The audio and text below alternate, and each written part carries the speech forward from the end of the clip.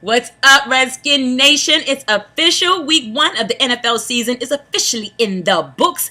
And you see, I got a smile on my face. So you know what that means. We got the win. Yeah, we did.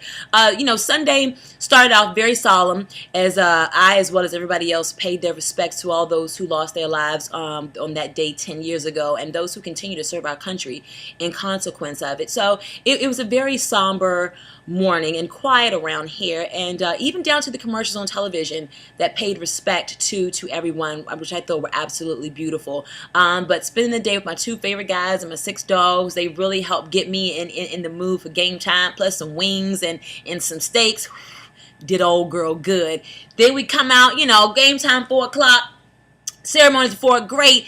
Rex comes out there and stinks up the joint on the first 2 drives, and I'm like, really? Then what happens? He comes back out there like a man possessed and starts playing like his job is dependent on it. Oh yeah, that's right. It is. After that, no complaints. In the air for 300 yards, 2 touchdowns. He did have a fumble, but at the same time, the offensive line, I mean, come on, guys. They really let him get down. Got sacked 4 times, hit 7. I'm surprised the little birdies were flying around his head by the end of the game. I mean, jeez, the guy's brain is half mushed anyway. You've got to save what he's got left, people. Anyway, Gaffney came out, had a couple of missed passes, but got the touchdown, as well as Armstrong. And so I need them to be on point a little bit better. But Moss came out there and made some great plays. He's known for making catches, but Sunday he made plays, as well as Fred Davis. Fred Davis had his first 100-yard game, came out there looking really good. Not ready to deem him as our starting tight end yet. I'm still being, faithful to Chris Cooley, who had 2 catches on Sunday. Still coming off that, knee thing. He got it drained a couple of weeks ago. He's battling that. You can tell he's about 75%, almost there. With those 2 catches, he became the all-time leading tight end in Redskin history. So he's been good to us, people. Let's be good to him and give him a little bit of time. Only thing I'll say is I would like to get a few more rushes. Hightower had about 70 some odd yards, and Halou came in for a few. So we need to get that up for a little bit more of a balanced attack. The defense looked pretty gosh darn good. I must say, Jim Haslett, you might have me eating my words this year, because I was like, this 3-4 is not working. You switch your personnel over, it's looking all right. Barry Cofield came in there against his former team and gave them hell. Do you understand what I'm saying? I loved it. Of course, London Fletcher, as always, does his thing. London Fletcher for mayor.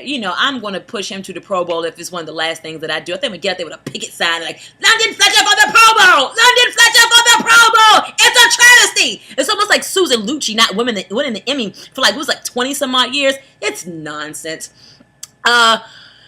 Chris Neal, young guy, almost not even drafted, came out there, 2 sacks, looked great. Ryan Kerrigan, oh my gosh, can I just say that guy was worth our first overall pick. He had a great game, rushed the quarterback I don't know how many times, and then even got the pick 6. I absolutely loved it. Reed Dowdy, poor thing, he really needs LaRon Landry back there with him, because they just picked on him the whole game. But you know what? He's trying his best to hold everything down, because the secondary is slightly shaky right now. Anyway, it's a long season. We got Arizona coming up this week. They got the win on Sunday against the Panthers, which was Cam Newton's first game in the NFL. They didn't get the win. Well, Cam didn't get the win, but he had 422 yards, which was a pretty gosh darn good day, and a rushing touchdown and 2 throwing touchdowns. So he looked really, really good. So if you give us 422 yards, we're going to get the W. So I'm feeling pretty positive that I'm coming to you 2-0 next week. Fantasy football, can I just say, I don't really get into that too much here, but I had the Steelers defense right. Oh, the number 1 defense last year in fantasy football. You can't get a better pick, and I had the number 1 overall pick, so I got Adrian Peterson. My team was pretty halfway decent. But did you see what the daggone Steelers did on Sunday? Are you freaking kidding me? Do you know what they yielded? Do you know what they yielded? They were projected to get 18 points. A minus 425.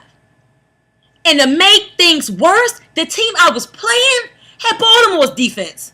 You know what they got? 29 points. Sorry, I ain't got to tell you who won that game. Anyway, new little set here. I wanted a co-host, right? But I wanted somebody that wasn't going to talk too much. So I decided to go with Punchy here. He only does his talking in our pre-production meetings. And also, we got some new chairs here. I picked up these chairs. Remember when they took the chairs out of FedEx Field? I went in and I picked up these two. I thought they're not. It's not very often that you get take a piece of Redskin history, and so it's kind of what this is. I kind of love them. I spend my game days in them, and thought I'd use them here in the blog because it's fun, and that's what we do here. All right, peeps. Thanks for coming back for another week. See you next week. Until then, Redskin Nation out.